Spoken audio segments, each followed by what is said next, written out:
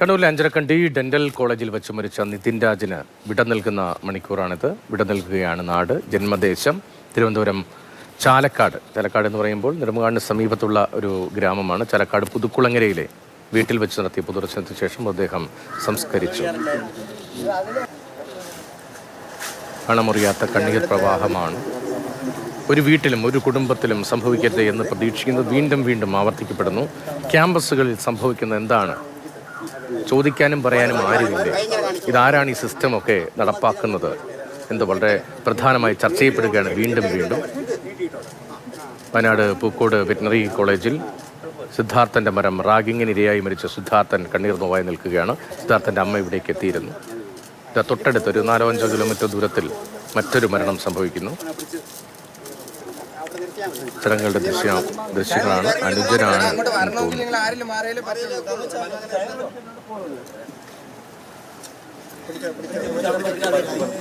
നിതിൻ രാജിൻ്റെ അച്ഛനാണ്. അദ്ദേഹം ഒരു പെയിന്റിംഗ് തൊഴിലാളിയാണ്. അമ്മ സാധാരണ തൊഴിലുറപ്പടക്കം പോകുന്ന ജോലി ചെയ്യുന്ന സാധാരണ കുടുംബമാണ്. വലിയ പ്രതീക്ഷയിൽ വളർത്തിക്കൊണ്ടുവന്ന കുട്ടിയാണ്. 2 വർഷത്തെ വലിയ പ്രയത്നത്തിന് ഒടുവിലാണ് BDS അഡ്മിഷൻ കിട്ടിയത്. വലിയ പണം നൽകി അഡ്മിഷൻ വാങ്ങാനുള്ള പാങ്ങുണ്ടായില്ല ആ കുടുംബത്തിന്.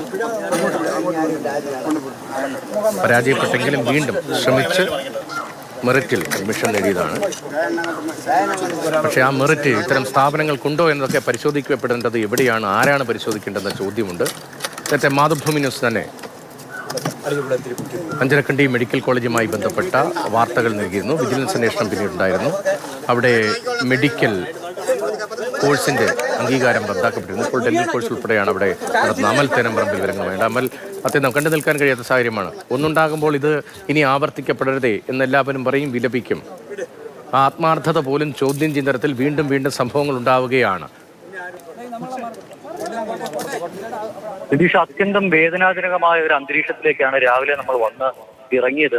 അലമുറയിട്ട് കരയുന്ന ബന്ധുക്കളാണ്. സമാധാനിപ്പിക്കാൻ പല ആളുകളും നോക്കുന്നുണ്ട്. പക്ഷെ ആർക്കും ഒന്നും ചെയ്യാൻ കഴിയാതെ നിസ്സഹായരായി നിൽക്കേണ്ടി വരുന്ന അവസ്ഥയായിരുന്നു ആ കുടുംബത്തിലുണ്ടായിരുന്നത്. ആ കുടുംബത്തിന്റെ ഒരു പ്രതീക്ഷയായിരുന്നു ആ ചെറുപ്പക്കാരൻ.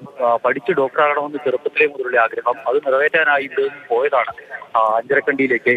500 കിലോമീറ്ററിലധികം വരുന്ന ദൂരമാണ് ഈ കണ്ണൂരിൽ നിന്ന് ഇവിടേക്കുള്ളത്. അത്രയും ദൂരം താണ്ടി അവിടെ എത്തി ഒരു ഡോക്ടറായി മടങ്ങി എത്തുന്ന മകനെ കാണാനായി കാത്തിരുന്ന കുടുംബമാണ് ഇന്നിപ്പോൾ ചേതനയേറ്റ നിലയിൽ, മുഖമൊക്കെ പൊട്ടി തകർന്ന നിലയിലുള്ള ഒരു മൃതദേഹമായി തങ്ങളുടെ മുന്നിലേക്ക് വന്ന് കിടക്കുന്നത് കാണേണ്ടി വരുന്നത്. അവരുടെ വേദന എത്രത്തോളം ഉണ്ട് എന്ന് പറഞ്ഞറിയിക്കാൻ കഴിയാത്ത ഒരവസ്ഥ. അവിടെ നിന്നും വളരെ കുറച്ച് ദൂരം മാത്രമാണ്, ഈ നിതിന്റെ വീടിന്റെ അവിടെ നിന്നും ഏകദേശം 2.5 കിലോമീറ്റർ ദൂരം മാത്രമാണ് ഇതിനു മുൻപ് നമ്മൾ ഇതുപോലെ ഒരു വാർത്ത കേട്ട സിദ്ധാർത്ഥിന്റെ പൂക്കോട് വെറ്റിനറി സർവകലാശാലയിലെ സിദ്ധാർത്ഥിന്റെ വീട്ടിലേക്ക് കൂടി. സിദ്ധാർത്ഥിന്റെ അമ്മ കൂടി ഇവിടേക്ക് വന്നപ്പോൾ അത് കണ്ടു നിൽക്കാൻ കഴിയാത്ത ഒരു കാഴ്ചയായി മാറി. 2 അമ്മമാർ നിന്ന് വിങ്ങിപ്പൊട്ടുകയാണ്. 2 പേരും ഒരേ അവസ്ഥയിലൂടെ കടന്നു പോകേണ്ടി അവരും ഈ വിഷയവുമായി ബന്ധപ്പെട്ട് അതിന്റെ ഗുരുതരമായ ആരോപണമാണ് ഉന്നയിക്കുന്നത്. ഈ നിതിന്റെ കോളേജ് എത്രത്തോളം മാനേജ്മെന്റ് എത്രത്തോളം ഭീകരമായാണ് കുട്ടികളോട് പെരുമാറുന്നത് എന്നും, അല്ലെങ്കിൽ എത്രത്തോളം ഭീഷണിപ്പെടുത്തിയാണ് ആ കുട്ടികളെ നിർത്തിയിരിക്കുന്നത് എന്നുള്ളതിനും വ്യക്തമായൊരു ഉദാഹരണം ഇന്ന് ഈ വീട്ടിൽ നമുക്ക് കാണാൻ കഴിഞ്ഞു. ഏതെങ്കിലും ഒരു അധ്യാപകർ ഇവരെ അനുകരിച്ചെത്താൻ തയ്യാറായില്ല എന്നാണ് കുടുംബം പറയുന്നത്.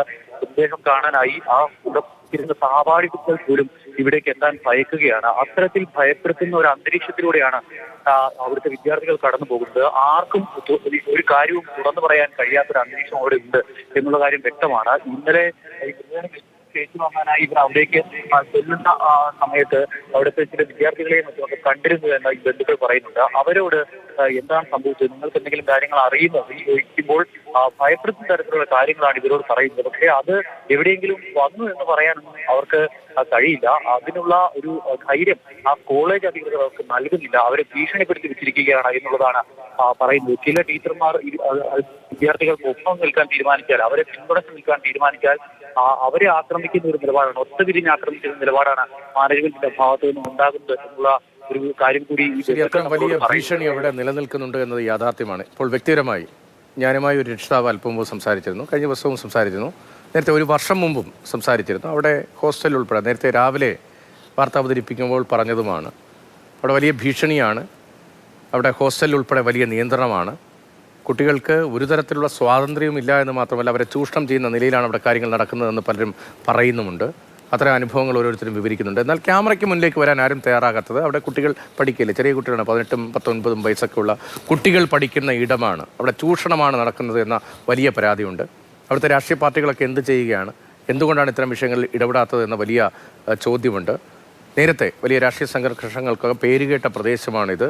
അവിടെ ഭരണകക്ഷിയിലെ ഉൾപ്പെടെയുള്ളവർക്ക് വലിയ ആധിപത്യമുള്ള സ്ഥലവുമാണ്. അവിടെ എന്തുകൊണ്ടാണ് ഇങ്ങനെ ഡെൻ്റൽ കോളേജിൽ ഉൾപ്പെടെ നിയമവിരുദ്ധമായത് പലതും നടക്കുമ്പോൾ ഇടപെടാൻ കഴിയാതെ വിദ്യാർത്ഥി സംഘടനകൾക്ക് പോലും മാറി നിൽക്കേണ്ടി വരുന്നത് എന്ന ചോദ്യമുണ്ട്.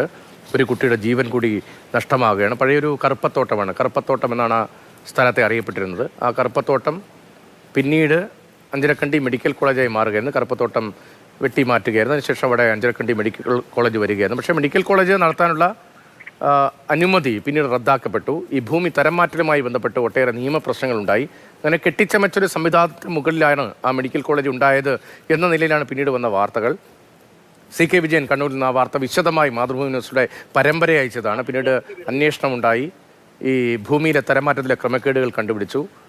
മെഡിക്കൽ കൗൺസിൽ മെഡിക്കൽ കോഴ്സ് നടത്താൻ പറ്റിയ ഇടമല്ല എന്ന തീർപ്പിലേക്ക് എത്തിയ ആ കോഴ്സ് റദ്ദാക്കി. ഇപ്പോൾ BDS ഉൾപ്പെടെയുള്ള കോഴ്സുകളാണ് അവിടെ നടക്കുന്നത്. അപ്പോൾ ഇത്രയധികം പ്രശ്നങ്ങൾ ഉള്ളയിടത്ത് ഉള്ളിൽ എന്താണ് നടക്കുന്നതെന്ന് പുറത്തറിയാത്തത് എന്തുകൊണ്ടാണ്, അവിടെ ഇടപെടാൻ കഴിയാതെ പോകുന്നത് എന്തുകൊണ്ടാണെന്നുള്ള വലിയ ചോദ്യമുണ്ട്. അധ്യാപകർ വിദ്യാർത്ഥികളെ ശത്രുക്കളെ പോലെ കാണുന്ന ഒരു സാഹചര്യം അവിടെ തുടരുമ്പോൾ എന്തുകൊണ്ട് ആർക്കും ഇടപെടാൻ കഴിയാതെ പോയി എന്ന ചോദ്യമുണ്ട്. അതിൻ്റെ ഒരു രക്തസാക്ഷി കൂടി ഉണ്ടാവുകയാണ്.